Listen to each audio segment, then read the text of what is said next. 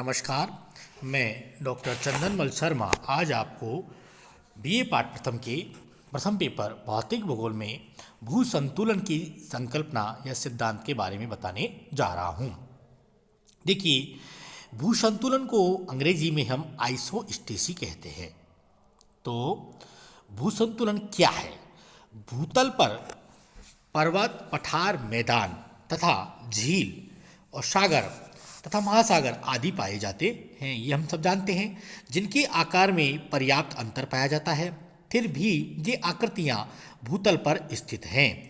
इस प्रकार प्रकट होता है कि ये आकृतियाँ एक निश्चित नियम के अनुसार संतुलित हैं, अन्यथा इनका वर्तमान रूप में स्थिर रहना कठिन होता। जब कभी इस संतुलन में परिवर्तन होता है तो भयंकर भू हलचल तथा भू परिवर्तन होता रहता है।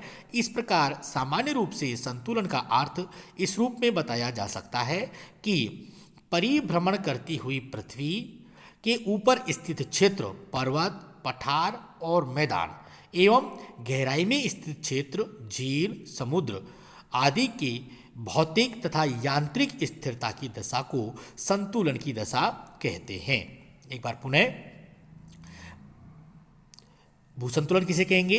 परिभ्रमण करती हुई पृथ्वी के ऊपर स्थित क्षेत्र, पर्वत, पठार, मैदान एवं गहराई में स्थित क्षेत्र, झील, समुद्र आदि में भौतिक एवं यांत्रिक स्थिरता की दशा को ही हम संतुलन की दशा कहते हैं।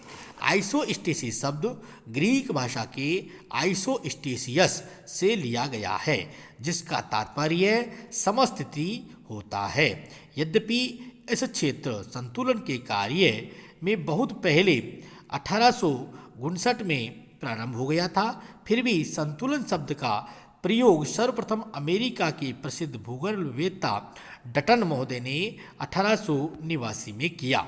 तो सबसे पहले भू संतुलन शब्द का प्रयोग किसने किया? डटन महोदय ने। कब किया? 1889 में। इसका मुख्य उद्देश्य भूतल के असमतल भागों अर्थात धरातल पर बड़े बड़े ऊंचे उठे भागों जैसे पर्वत, पठार तथा नीचे दसे हुए भागों में स्थिरता अथवा संतुलन, बैलेंस स्थापित करना था। डटन का यह मत था कि पृथ्वी के ऊंचे ऊंचे पर्वत, पठार, मैदान तथा सामुद्रिक तली के नीचे स्थित पदार्थ का भार बराबर होता है। डटन के अनुसार ऊंचे उठे भागों का घनत्व कम होगा तथा नीचे दसे भागों का घनत्व अधिक होगा, तभी सबका भार एक रेखा के सहारे बराबर होगा। इस आधार को सम दबाव तल, लेवल ऑफ यूनिफॉर्म प्रेशर अथवा समतोल तल, आइसोस्टेटिक लेवल अथवा क्षतिपूर्ति तल, लेवल ऑफ कंप्रेंसेशन कहा जाता है। इस तल के सहारे सभी भागों का भार अथवा दबाव बराबर होना चाहिए। जब किसी कारण से एक भाग का भार या दबाव बढ़ जाता है तथा दूसरे का कम हो जाता है, तब भू संतुलन समाप्त हो जाता है। इस संतुलन को पुनः स्थापित करने के लिए क्षतिपूर्ति करना होगा। जब नदियों द्वारा सागर में तथा डेल्टाई भाग में निक्षेप होने लगता है, तब डेल्टाई भाग का भार बढ़ने लगता है तथा पहाड़ी भाग का भार कम होने लगता है।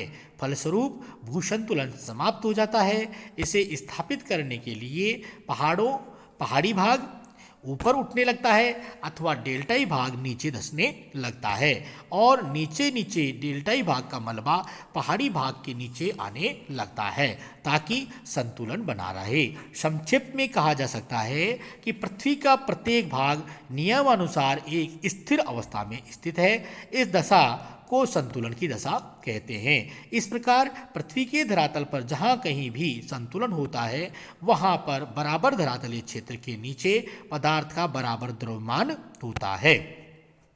संतुलन के सिद्धांत का साधारण तौर पर यह तात्पर्य होता है कि पृथ्वी में एक ऐसा तल क्षतिपूर्ति तल लेवल ऑफ कंपनसेशन होता है, जिसके ऊपर चट्टानों की रचना के अनुसार विभिन्न भागों के पदार्थों में घनत्व में अंतर पाया जाता है, लेकिन उस तल के नीचे घनत्व सर्वत्र समान होता है।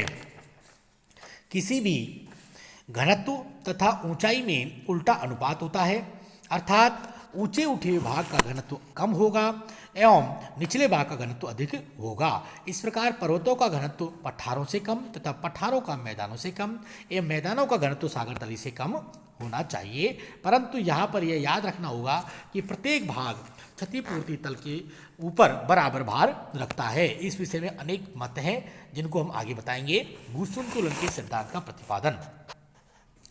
भूसंतुलन या संतुलन के सिद्धांत का विचार अचानक ही भूगर्भवेत्ताओं के मस्तिष्क में आया। सन 1859 में सिंधु गंगा के मैदान में अक्षांशों के निर्धारण हेतु भू सर्वेक्षण भारत सरकार के surveyor general sir George Everest के निर्देशन में हो रहा था। उस समय कल्याण तथा कल्याणपुर नामक दो स्थानों का अक्षांशीय माप त्रिभुजीकरण विधि तथा खगोलीय विधि के अनुसार लिया गया तो दोनों के माप में 5.236 का अंतर आ गया। कल्याण हिमालय से मात्र 60 किलोमीटर या 60 मील दूर था।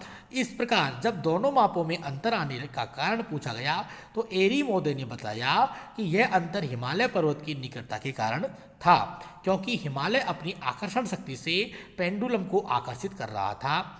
इस तरह प्रथम तथ्य का सूत्रपात हुआ कि हिमालय की आकर्षण शक्ति माप में अंतर का कारण भी है। जब यह समस्या प्राट महोदय के सामने रखी गई तो उन्होंने एक नई व्याख्या प्रस्तुत की। उन्होंने यह माना कि महाद्वीपों की तरह हिमालय भी सियाल का बना हुआ था जिसका घनत्व 2.75 है। इस आधार पर जब उन्होंने गणना की तो यह अंतर और आना चाहिए था जो 15.885 होना चाहिए था, परंतु हिमालय के पेंडुलम को और अधिक आकर्षित करना चाहिए था। प्राट के अनुसार हिमालय यदि 2.75 घनत्व वाले सेल का बना है तो वह सही रूप में अपनी आकर्षण शक्ति का प्रयोग नहीं कर रहा है। आगे चलकर एरी और प्राट के व्याख्याओं ने एक दूसरी समस्या को जन्म दिया। हिमालय की कम आकर्षण शक्ति का वास्तविक कारण क्या है? इस कारण के लिए अनेक सुझाव दिए गए, जैसे नंबर 1, हिमालय एक खोखला भाग है जिसके अंदर चट्टान न होकर के बुलबुले हैं। इस कारण से पर्वत का भार तथा घनत्व कम होगा, जिस कारण माप के अंतर आ गया। यह मत सर्वथा काल्पनिक सिद्ध कर दिया गया क्योंकि यह न्याय संगत नहीं है। बुलबुलों का बना इतना ऊंचा खोखला पर्वत धरातल पर कैसे टिक सकता है? नंबर 2, हिमालय के ऊपरी अतिरिक्त पदार्थ का संतुलन उसके नीचे के कम घनत्व वाले पदार्थ से होता है। इस कारण समस्त भार कम होगा तथा आकर्षण शक्ति भी कम होगी। नंबर 3, हिमालय के सेल का घनत्व स्वयं कम होगा जिस कारण पर्वत का भार तथा आकर्षण शक्ति कम होगी। यह माना गया कि पृथ्वी के अंदर एक ऐसा तल होता है जिसके नीचे घनत्व में अंतर नहीं होता है, केवल इस तल के ऊपर ही अंतर पाया जाता है। इस प्रकार इस तल के सहारे सभी भाग बराबर भाग रखते हैं। इस आधार पर मान लिया गया कि जितना भी बड़ा भाग होगा घनत्व उतना ही कम होगा तथा जितना ही छोटा भाग होगा उतना ही घनत्व अधिक होगा। Bigger the column, lesser the density and smaller the column, greater the density। इस प्रकार धीरे धीरे संतुलन का सिद्धांत का प्रतिपादन हुआ। अब इस सिद्धांत के विषय में कई विद्वानों ने अपने मत रखे हैं जिनकी हम आगे चर्चा करेंगे। Thank you.